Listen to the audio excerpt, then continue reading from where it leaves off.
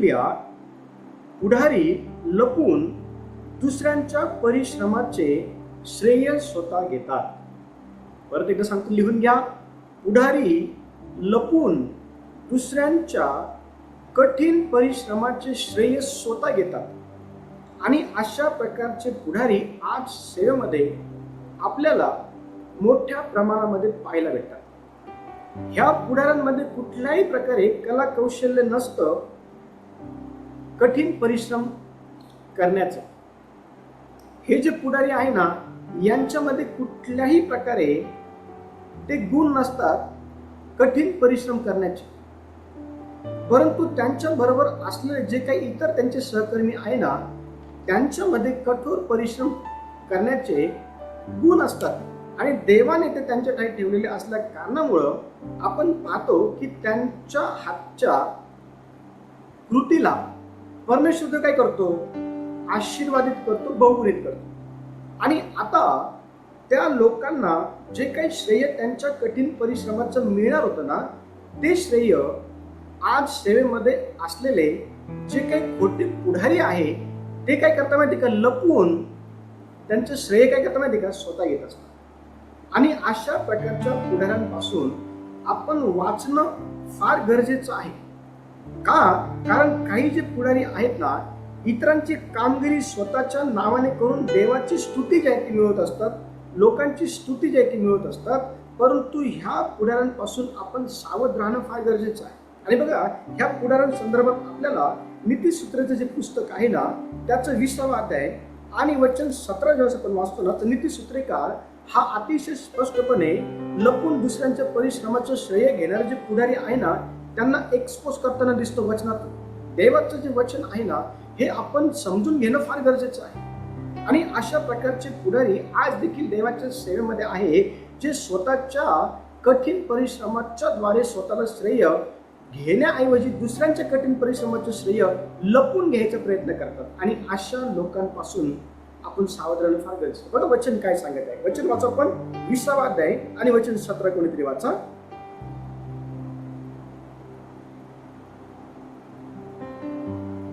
लबाडीची भाकरी मनुष्यास गोड लागते, पण मग त्याच्या तोंडात माती पडते. Very good. बघा वचन काय सांगत आहे. अनेक जे पुढारी आहेत ना, ते दुसऱ्यांच्या कठीण परिश्रमाचं श्रेय लपवून स्वतःला जे आहे ते घ्यायचा प्रयत्न करतात. किंवा दुसरं शब्द सांगायचं ठरलं तर दुसऱ्यांच्या कठीण परिश्रमाचं जे काही वाव आहे, जे काही श्रेय आहे ना, ते लबाडी करून स्वतःला जे आहे ना देण्याचा किंवा घेण्याचा प्रयत्न करत असतात. आणि अशा प्रकारच्या पुढाऱ्यांसंदर्भात वचन अतिशय स्पष्टपणे आपल्याला हे सांगतं की लबाडीची जी भाकर आहे ना, ती पुढाऱ्यांना गोड लागते. आज अनेक पुढारी हे लबाडी करून स्वतःला श्रेय जे आहे ना ते देऊन यशस्वी झालेले आपल्याला पाहायला भेटते. पण तुम्हाला माहिती का, त्यांचं ते यशस्वी पण किंवा त्यांनी दुसऱ्यांचं चोरलेलं जे काही श्रेय आहे ना, ते जास्त दिवस टिकत नाही. मग काय आहे, तो वचन सांगतं की शेवटी त्यांच्या तोंडामध्ये माती पडते. म्हणजे काय माहिती का, त्यांनी लबाडी करून दुसऱ्यांच्या कठोर परिश्रमाचं श्रेय घेऊन स्वतःला जे आहे ना, स्वतःला फायदा पोहोचलेला आहे, ही गोष्ट एक दिवस जे आहे ना सर्वांसमोर येते आणि मग त्याची फजिती होते. मग त्या व्यक्तीची काय होते, त्या पुढाऱ्याची काय होते, फजिती. लक्ष द्या. मग लोकांना कळतं की खऱ्या अर्थाने हा जो पुढारी आहे ना, हा लबाडी करणारा, हा लपून जे आहे ना दुसऱ्यांचं श्रेय चोरणारा अशा प्रकारचा आहे, हे लोकांना कळतं. आणि बघा, आपल्याला पवित्र शास्त्रामध्ये ज्या वेळेला आपण एस्तेरचं पुस्तक 6वा अध्याय आणि 6 ते 10 वचन जेव्हा आपण वाचतो ना, तर त्या ठिकाणी लपून स्वतःचा फायदा करून घेण्याच्या अनुषंगाने दुसऱ्यांच्या श्रमाला आपलंसं करणारा एक व्यक्ती आपल्याला दिसून येतो. आणि त्याचं नाव आहे हामान. हामान जो आहे ना, हा मर्दकाईच्या श्रेयाचं जे काही कठीण परिश्रम, मर्दकाईने कठीण परिश्रम केले आणि त्याचं श्रेय हे त्याला मिळणं गरजेचं होतं, परंतु त्याचं श्रेय त्याला मिळू नये म्हणून त्याने लपून जे आहे ना त्याचं श्रेय चोरण्याचा प्रयत्न केला. लपून त्याचं जे श्रेय आहे ना ते धूर्ततेने मिळवण्याचा प्रयत्न केला. बघा, ज्यावेळेला आपण एस्तेरचं पुस्तक आपण काढतो ना, तर एस्तेरच्या पुस्तकामध्ये आपल्याला 6 अध्याय आणि 6 ते 10 वचन आपण वाचतो ना, तर त्या ठिकाणी आपल्याला हामान दिसतो. आणि हामान जो आहे ना, स्वतःचं गौरव वाढवण्यासाठी मर्दखायला काय केलं माहिती नाही, त्याने डावललं. मर्दखायला काय केलं माहिती त्याने मर्दखायला त्या ठिकाणी कुठल्याही प्रकारे त्याच्या कठीण परिश्रमाचं श्रेय जे आहे ना ते मिळू दिलं नाही. आणि बघा, वचन वाचा, आपण काय म्हणते, वचन 6 पासून 10 पर्यंत वाचा.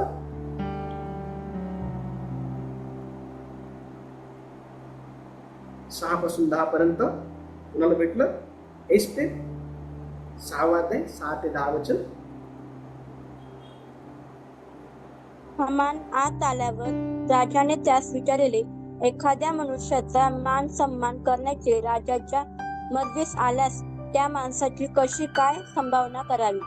हामान आपल्या मनात म्हणाला, माझहून दुसऱ्या कोणाची अधिक संभावना करण्याचे राजाच्या मर्जीस येणार. हामान राजास म्हणाला, एखाद्याचे गौरव करण्याचे महाराजांच्या मर्जीस आल्यास महाराज धारण करतात तो पोशाख आणवावा. त्याप्रमाणेच ज्या घोड्यावर महाराज स्वारी करतात तो व महाराजांच्या मस्तकी जो राजमुकुट ठेवितात तो आणवावा. मग तो पोशाख व घोडा महाराजांच्या कोणा एका मोठ्या सरदाराच्या हाती देऊन महाराज ज्यांचे गौरव करू इच्छितात त्यास त्याने तो पोशाख लेवावा. त्या घोड्यावर बसून नगराच्या रस्त्यातून त्यांची मिरवणूक काढावी आणि त्याच्या पुढे ललकारावे की राजेसाहेब त्यांचे गौरव करू इच्छितात. त्यांची संभावना या प्रकारे होती. राजा हामानास म्हणाला, त्वरा करून हा पोशाख व हा घोडा घे आणि राजद्वारी मर्दखै बसला आहे त्याची संभावना तुझ्या म्हणण्याप्रमाणे कर. तू बोललास तसे करण्यात काही एक अंतर होऊ नये. Very good. आता लक्ष द्या, ह्या ठिकाणी हा जो शास्त्र भाग आपण वाचलेला आहे, ह्या शास्त्र भागातून आपल्याला हे समजतं की हामानाने काय केलं माहिती का? वचन सांगत आहे, हामान त्या ठिकाणी स्पष्टपणे एक गोष्ट स्वतःशी बोलत आहे, ती ही की आपल्या वाचून असा दुसरा कोणता व्यक्ती असेल की ज्याला हे सर्व श्रेय जे आहे ना ते दिलं जात असेल. त्याला असं वाटलं की तो व्यक्ती आपणच आहोत, पण खऱ्या अर्थाने तो व्यक्ती त्या ठिकाणी हामान नव्हता. हामानाने कठीण परिश्रम जे आहे ना ते घेतलेले नव्हते. कठीण परिश्रम हे मर्दखायने घेतले होते. आणि कोणत्या प्रकारचं परिश्रम हे मर्दखायने घेतलं होतं तर ते आपल्याला 6व्या अध्यायाच्या 2 वचनातून दिसून येतं. त्या ठिकाणी 2 व्यक्ती आहेत द्वारपाळांपैकी, 2 खोजे आहेत आणि त्यांचं नाव आहे बिगतान व तेरेस. ह्यांनी राजावर हात टाकण्याचा प्रयत्न केला होता. आणि ही गोष्ट ज्या वेळेला मर्दखायला कळाली ना त्यावेळेला मर्दखायने राजाचा प्राण जो आहे ना तो ह्या 2 लोकांपासून वाचवलेला होता. आणि त्याबद्दल त्याला कुठल्याही प्रकारे सन्मान देण्यात आलेला नव्हता, त्याला बक्षीस देण्यात आलेलं नव्हतं. एवढं कठीण परिश्रम त्याने केलेलं होतं. आणि ह्या कठीण परिश्रमाबद्दलचं श्रेय, ह्या कठीण परिश्रमाबद्दलचं जे काही पारितोषिक आहे ना ते त्या ठिकाणी मर्दखायला देण्यात येऊ नये किंवा मर्दखायला ते प्राप्त होऊ नये यासाठी आपण पाहतो की हामानाने ते पुरेपूर मिळवण्याचा प्रयत्न केला. आज देखील अशा प्रकारचे पुढारी आहेत ज्यांना कठीण परिश्रम करायला आवडत नाही. आज देखील अशा प्रकारचे पुढारी आहेत ज्यांना कठीण परिश्रम करून जो काही सन्मान आहे, जे काही श्रेय आहे ते त्यांना घ्यायला आवडत नाही. पण त्यांना दुसऱ्यांच्या कठीण परिश्रमाचं जे काही श्रेय आहे ते लपून घ्यायला आवडतं, खोटं बोलून घ्यायला आवडतं. आणि ते घेण्यामध्ये देखील सक्सेसफुल झालेले आहेत. ह्या ठिकाणी आपण पाहतो की हामानाला वाटलं की तो व्यक्ती मीच आहे ज्याचं राजा गौरवपूर्व पाहत आहे. पण वचन 10 सांगतं की हामानाला राजाने आज्ञा केली, कपडे घे, घोडा घे आणि बाहेर जाऊन मर्दखै नावाचा जो काही व्यक्ती आहे ना तू सांगितल्याप्रमाणे त्याचा सन्मान कर. लक्ष द्या, कठीण परिश्रम करणारा जो व्यक्ती आहे ना त्याचे कठीण परिश्रमाचं जे काही श्रेय आहे ना ते कितीही लपवून, ते कितीही चोरण्याचा प्रयत्न केला, ते स्वतःला देण्याचा प्रयत्न केला ना, वचन सांगतं की परमेश्वर देव त्याला एक दिवस सर्वांसमोर आणतो आणि शेवटी त्याची फजिती होते. नीतिसूत्रचं पुस्तक सांगतं की तो लबाडीने जे आहे ना, स्वतःला श्रेय घेऊन घेत असतो, पण शेवटी त्याच्या तोंडामध्ये माती पडते. लक्ष द्या, ह्या जगामध्ये राहत असताना आपल्याला काय समजून घ्यायचं आहे. देवाच्या वचनातून देवासोबत चालत असताना आपण कठीण परिश्रम करणारे पुढारी बनलं पाहिजे. कठीण परिश्रम करून आपण श्रेय मिळवून घेणारे लोक पाहिजे. पण कठीण परिश्रम करून पण जर श्रेय भेटत नाही, याचा अर्थ हा आहे की अनेकांनी तुमचं श्रेय चोरलेलं आहे. अनेकांनी तुमच्या मागे खोटं बोलून तुमच्या कठीण परिश्रमाचं श्रेय घेतलेलं आहे. लक्ष द्या, पण अशा प्रकारचे पुढारी हे त्या पदावरती त्या श्रेयामध्ये जास्त दिवस टिकून राहत नाही. एक दिवस ते एक्सपोज होतात, एक दिवस त्यांच्या तोंडामध्ये माती पडते, एक दिवस त्यांची फजिती होते, एक दिवस त्यांना त्यांच्या चुकीच्या पद्धतीने इतरांचं मिळवलेलं श्रेयाचं जे काही पारितोषिक आहे ते परमेश्वर देतो. आणि पारितोषिक परमेश्वरचं कसं आहे, चांगलं नाही, हे आपल्याला समजणं फार गरजेचं आहे. चौथा मुद्दा क्रमांक 4 लिहून घ्या. मुद्दा क्रमांक 4, गरीब व अनाथ लोकांचा आवाज दाबून स्वतःचा फायदा लपवून करतात. देवाने त्यांना पुढारी का बनवलं माहिती का? देवाने त्यांना लीडर का बनवलं माहिती का? कारण त्यांनी जे गरीब आहे, जे अशक्त आहे, जे दीनदुबळे आहे, जे अनाथ आहे, जे पोरके आहे, अशांचा जो काही आवाज आहे ना, त्याकडे लक्ष द्यावं. अशांचा जो काही आवाज आहे ना, त्याकडे पुढाऱ्याने काय करावं, लक्ष द्यावं. या कारणासाठीच तर देवाने पुढारी म्हणून पाचारलेला आहे. पण आत्ताच्या पुढाऱ्यांना गरिबांचा आवाज जो आहे ना, तो ऐकायला आवडत नाही. आत्ताच्या पुढाऱ्यांना अशक्त लोकांचा आवाज ऐकायला आवडत नाही. आत्ताच्या पुढाऱ्यांना दीन दुबळे, गरीब, लाचार, अनाथ, विधवा यांचा जो काही आवाज आहे ना, तो हो, त्यांच्या नावावरती देवाच्या सेवेमध्ये पैसा कमाल त्यांना आवडतो. दाखवताना असं दाखवतात की आम्ही गरिबांची काळजी घेणार आहोत, आम्ही अनाथांची काळजी घेणार आहोत, आम्ही विधवांची काळजी घेणार आहोत, आम्हाला त्यांची फार कळकळ आहे, आम्हाला त्यांची फार चिंता आहे, आम्ही त्यांची फार सेवा करतो. दाखवताना इतकं काही खोटा मुखोटा घेऊन लोकांसमोर ते स्वतःला असं काही रिप्रेझेंट करतात की समोरच्याला असं वाटतं की बाप रे, हा व्यक्ती खरंच विधवांची बाजू घेणार आहे, हा व्यक्ती खरंच अनाथांची बाजू घेणार आहे, हा व्यक्ती खरंच त्यांना मदत करणार आहे, हा व्यक्ती खरंच त्यांचं कैवार आहे. दाखवताना असं दाखवतात, पण लक्ष द्या, त्यांनी तो मुखवटा घेतलेला असतो. का माहिती का? कारण त्या मुखवट्याच्या मागं एक स्वभाव काम करतो, तो आहे स्वतःचा फायदा करून घेण्याचा. आणि तो करून घेण्याकरता ते अशा लोकांचा आवाज दाबतात. हो, पवित्र शास्त्र स्पष्टपणे सांगतं बघा. नीतिसूत्राचे पुस्तक 21वा अध्याय आणि वचन 13 बघा काय म्हणत आहे. नीतिसूत्र 21वा अध्याय आणि वचन 13 जेव्हा आपण वाचतो ना, तर ह्या वचन 13 मधून आपल्याला ही जी लोक आहे ना, ही कशा प्रकारे गरीब, विधवा, अनाथ, अशक्त लोकांचा आवाज दाबून स्वतःचा फायदा करून घेतात बघा. त्या संदर्भात काय लिहिलेलं आहे, वचन 21 आणि 13 वाचा. नीतिसूत्रे. गरिबांची आरोळी ऐकून तो कानात बोटे घालितो, तोही आरोळी करील, पण कोणी ऐकणार नाही. Very good. गरिबांची आरोळी, गरिबांचा आवाज पुढाऱ्यांच्या कानापर्यंत जातो. पण पुढारी काय करतो माहिती का? पुढारी हा कानामध्ये बोट घालतो. कानामध्ये बोट घालणं म्हणजे काय माहिती का? मला तुम्हाला मदत करायची नाहीये, मला तुमच्या कमतरतेमध्ये उभं राहायचं नाहीये, मला आवाज देऊ नका, मी व्यस्त आहे, माझा तुमच्याकडे वेळ नाही तुम्हाला देण्यासाठी. त्याचे अनेक त्याचे जे आहे ना, लक्ष द्या, अनेक गोष्टी त्याच्यामधून निघतात. आज अशा प्रकारचे पुढारी देवाच्या सेवेमध्ये असल्या कारणामुळे देवाची सेवा ही वाढत नाहीये. आज अशा प्रकारचे पुढारी कानात बोट घालणारे जे आहेत ना, आज अशा प्रकारचे पुढारी आपल्याला पाहायला भेटतात. ते अनाथांच्या, विधवांच्या, दीन दुबळे, गरीब यांचा जो आवाज आहे ना, तो त्यांना ऐकू येत असताना देखील ते न ऐकल्यासारखं करतात. वचन स्पष्टपणे सांगतं, गरीब व दीन यांची हाक ऐकण्यासाठी देवाने त्यांना पुढारी केलेला आहे. पण जेव्हा पुढारी त्यांचा आवाज ऐकत नाही ना, तेव्हा देव देखील ज्यावेळेस ते आवाज मारतो तेव्हा देव पण त्यांचा आवाज नाही ऐकत. प्रभू येशू ख्रिस्त ह्या भूतलावरती मानव देहामध्ये राहून पुढारी म्हणून जीवन जगत असताना त्याने अनाथांची काळजी घेतली, विधवेंची काळजी घेतली, गरिबांची काळजी घेतली.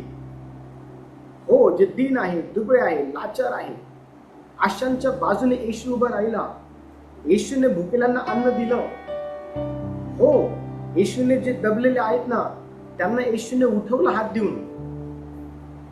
लक्ष द्या, जर येशू एक पुढारी या नात्याने जर अशा प्रकारच्या लोकांच्या आरोळीकडे जर कान देतो, तर आपण येशूकडनं काय शिकलं पाहिजे? आपण जर आज देवाच्या सेवेमध्ये आहोत, आजचे पुढारी जर देवाच्या सेवेमध्ये आहेत, त्यांनी येशूच्या जीवनातून काय शिकलं पाहिजे? हेच जे येशूने केलं. गरीब लोकांच्या आरोळीकडे लक्ष द्या, अनाथांच्या आरोळीकडे लक्ष द्या. हो, दीन दुबळ्या लोकांच्या आरोळीकडे लक्ष द्या. वचन सांगतं, ज्या वेळेला आपण स्पष्टपणे वाचतो ना, पहिले राजे 21 अध्याय आणि 1 ते 16 मध्ये त्या ठिकाणी आहाब राजा आहे, इजबेल आहे, हे दोघं पुढारी होते. यांना एका विशिष्ट राज्याचं पुढारपण करण्यासाठी देवाने पुढारी केलेलं होतं. पण तुम्हाला माहिती आहे का, ह्यांनी त्या ठिकाणी जे गरीब आहे, दीन आहे, दुबळे आहे, अशक्त आहे, लाचार आहे, अशांचा आवाज ऐकला नाही. नाबोत नावाचा जो व्यक्ती आहे ना, लक्ष द्या, नाबोत नावाच्या व्यक्तीवरती ह्या राजाने, आहाब राजाने आणि इजबेलीने अत्याचार केले. जे त्याच्या हक्काचं होतं ना, ते देखील त्यांनी काय केलं माहिती का, त्याच्या विरोधामध्ये खोटे साक्षीदार उभे करून त्या खोटे साक्षीदारांना गावातल्या लोकांना उकसायला लावलं. गावातले लोक उकसले, गावातले जे लोक आहे ना ते उकसवले गेले त्या 2 साक्षीदारांच्या माध्यमातून. कुणाच्या सांगण्यावरून? या पुढाऱ्यांच्या सांगण्यावरून. आहाबाने राजाकडे दाद मागितली. तो म्हटला, हा माझ्या पूर्वजांचा द्राक्ष मळा आहे नाही. हे सरासर देवाच्या आज्ञेचे उल्लंघन आहे. का? कारण यहोशवाने जमिनीची वाटणी केली असताना यहोशवाला ही गोष्ट सांगण्यात आली होती की हे ह्या लोकांना दे म्हणून. आणि नाबोताला तो द्राक्षाचा मळा परमेश्वर देवाकडून यहोशवाच्या साहाय्याने प्राप्त झालेला होता. हो, त्या ठिकाणी त्याने आहाब राजाकडे दाद मागितली, पण आहाब राजाने त्याच्या आरोळीकडे लक्ष दिलं नाही. त्या उलट त्याने त्याच्यावरती अत्याचार केला.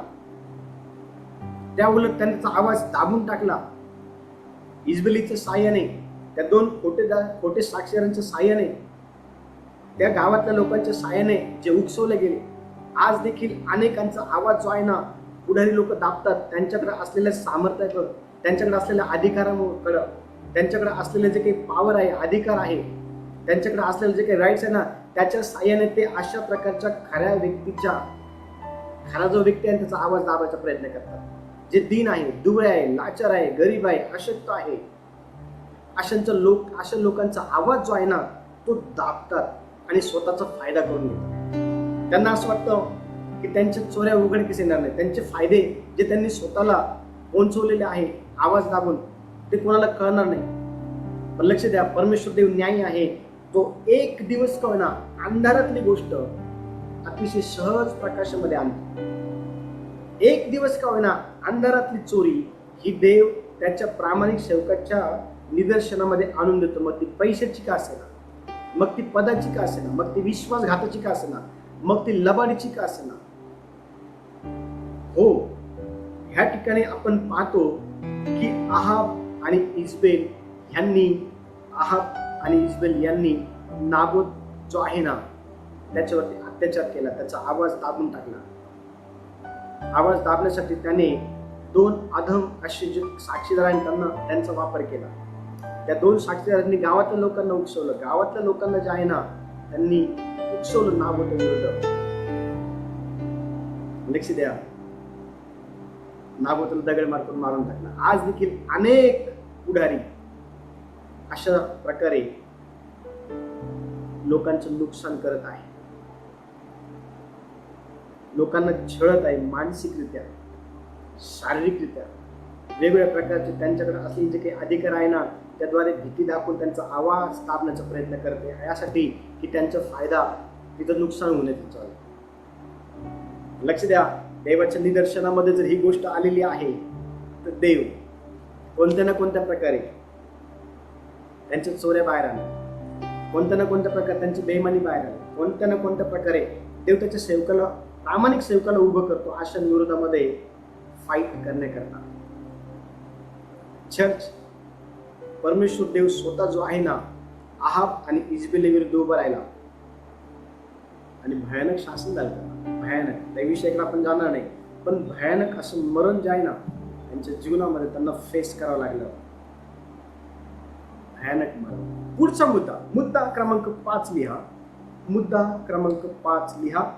लोकांना धर्माचे बाह्य स्वरूप दाखवतात व मूळ जो आत्मिक संदेश आहे तो लपवतात. मुद्दा क्रमांक 5 लिहून घ्या. परत एकदा सांगतो, लोकांना धर्माचे बाह्य स्वरूप दाखवतात, पण मूळ जो आत्मिक संदेश आहे ना तो लपवून ठेवतात. का हे अशा प्रकारे करता माहिती का? कारण त्या ठिकाणी आपल्याला हे पाहायला भेटतं की धार्मिकतेचं सोंग घेऊन अनेकांना फसवता येतं,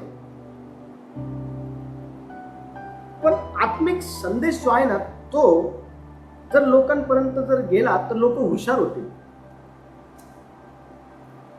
लक्ष द्या, लोक काय होतील? लोक हुशार. लक्ष द्या, धार्मिक बाह्य स्वरूपाचा संदेश वेगळा आहे आणि आत्मिक संदेश वेगळा आहे. आज सर्वात जास्त कोणत्या प्रकारचे संदेश हे पुढाऱ्यांकडनं लोकांना दिले जातात माहिती का? धार्मिक स्वरूपाचे संदेश. ज्यामध्ये काय असतं माहिती का? ज्यामध्ये लपवालपवी असते. ते खरे आत्मिक संदेश जे आहे ना ते लोकांना देत नाही. जर ते लोकांना दिले ना तर लोक जे आहे ना हुशार होऊन जाते, लोक जागरूक होऊन जाते.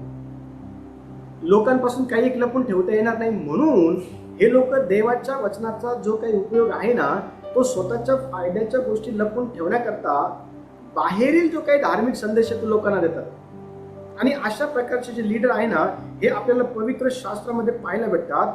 वचन स्पष्टपणे सांगते, यशायाचे पुस्तक 29 अध्याय 13 वचनामध्ये की हे जे लीडर आहेत ना हे ओठांनी परमेश्वर देवाचा सन्मान करतात.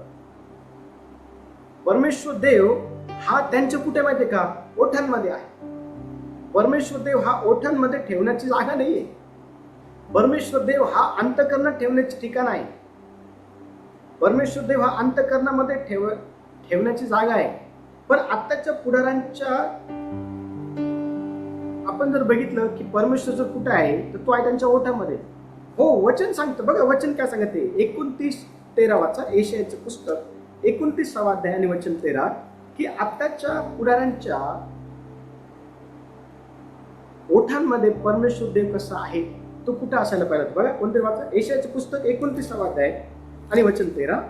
तो म्हणाला आहे की हे लोक माझ्या समीप येऊन आपल्या तोंडच्या शब्दांनी माझा सन्मान करीतात, तरी मजपासून आपले अंतःकरण दूर राखितात आणि हे माझे भय बाळगितात.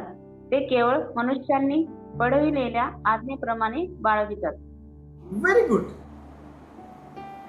बघा ह्या ठिकाणी आपण काय पाहतो की कशा प्रकारचे पुढारी आहेत देवाच्या सेवेमध्ये. ते परमेश्वराचं जे भय आहे ना, परमेश्वराचं भय ते बाळगतात. ते केवळ मनुष्यांनी पडवलेल्या आज्ञेप्रमाणे बाळगतात. परमेश्वराचं भय ते अंतःकरणापासून बाळगत नाही. दाखवताना असं दाखवायचं की बापरे आम्हाला परमेश्वराचं खूप भय आहे, परमेश्वराच्या गोष्टींची आम्ही मुळीच जे आहे ना कॉम्प्रोमाइज करणार नाही. दाखवताना बाहेरून ते हे दाखवतील, पण पडद्याच्या मागं फार मोठ्या प्रमाणात कॉम्प्रोमाइज करून ठेवलेले आहे. फार मोठ्या प्रमाणात चुकीच्या गोष्टी करून ठेवलेल्या आहेत. फार मोठ्या प्रमाणात भ्रष्टाचार, चोऱ्या, खोटं बोलणं, स्वतःचे फायदे करणं, अनेक फायद्याच्या गोष्टी लपून ठेवणं त्यांनी केलेल्या आहे. दाखवताना काय दाखवलं की आम्हाला मुळीच या गोष्टी आवडत नाही. परमेश्वर देव कुठे माहिती त्यांच्या वचन सांगते की हे जे लोक आहे ना, हे तोंडाने शब्दाने माझा सन्मान करतात, पण यांचं अंतकरण फार लांब आहे. अंतकरणामध्ये काय माहिती का, वचन सांगतं अंतकरणामध्ये काय आहे बघा. कोणीतरी गलती करायचं पत्र पुढाऱ्यांच्या अंतकरणामध्ये आज काय माहिती का, गलती करायचं पत्र आपण काढू 5वा अध्याय. आणि गलती करायचं पत्राच्या 5व्या अध्यायामध्ये आज पुढाऱ्यांच्या अंतकरणामध्ये काय आहे तर ते आपल्याला पाहायला भेटतं. कोणीतरी वचन 20 वाचा.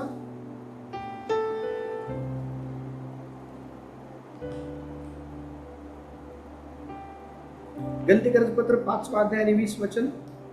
मूर्तीपूजा, चेटके, वैर, कलह, मत्सर, राग, तट, तुटी, पक्षभेद.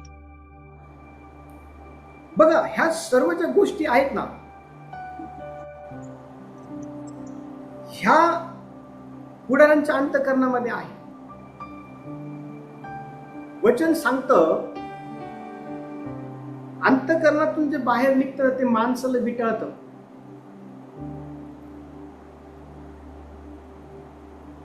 आणि आज अनेक पुढाऱ्यांनी माणसांना विटाळलेलं आहे. त्यांच्या अंतकरणामध्ये काय माहिती का, त्यांच्या अंतकरणामध्ये परमेश्वर देव नाहीये. त्यांच्या ओठांमध्ये परमेश्वर देव आहे. ओठांनी ते माझा सन्मान करतात. देवाचं सांगतं हे लोक ओठांनी देवाचा सन्मान करतात, पण यांचं अंतकरण हे देवापासून लांब आहे. लक्ष द्या, परमेश्वर देव हा आपल्या अंतकरणामध्ये पाहिजे. पहिले करीन 3:16 काय म्हणते, पहिले करीन 3:16 मध्ये परमेश्वर देव कुठं असला पाहिजे.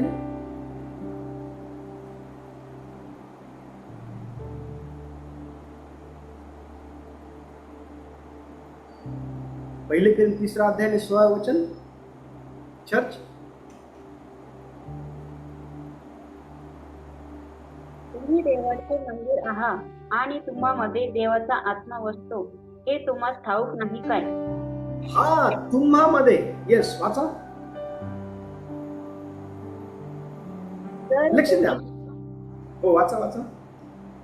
जर कोणी देवाच्या मंदिराचा नाश करीतो तर देव त्याचा नाश करेल, कारण देवाचे मंदिर पवित्र असते, तसेच तुम्ही आहात. Very good. देव हा ओठांमध्ये ठेवायचं ठिकाण नाहीये. देवाचा सन्मान ओठांनी करण्याचं ते नाहीये. अंतकरणापासून सन्मान झाला पाहिजे. देव इथं राहतो आणि पुढाऱ्यांच्या ओठांमध्ये. देवाला देवाची जागा आज पुढाऱ्यांनी दिली नसल्या कारणामुळं आज अनेक ठिकाणी देवाच्या नावाची निंदा होत आहे. आणि त्याला कारण आजचे पुढारी आहे. कारण त्यांनी लपून व्यवहार केलेले आहे. कारण त्यांनी बाहेरील जे काही धार्मिकता आहे ना ती दाखवलेली आहे. हो, बघा वचन काय सांगत आहे. आपण वचन वाचू. मत्तेचं पुस्तक 15वा अध्याय आणि 3 ते 9 वचन पहा. त्या ठिकाणी काय म्हणते, कशा प्रकारे बाहेरील धार्मिकतेला पुढारी महत्व देतात, पण आत्मिक ज्या गोष्टी ते लपून ठेवतात. बघा कोणतरी वाचा. मत्तेचं पुस्तक 15वा अध्याय आणि 3 ते 9 वचन.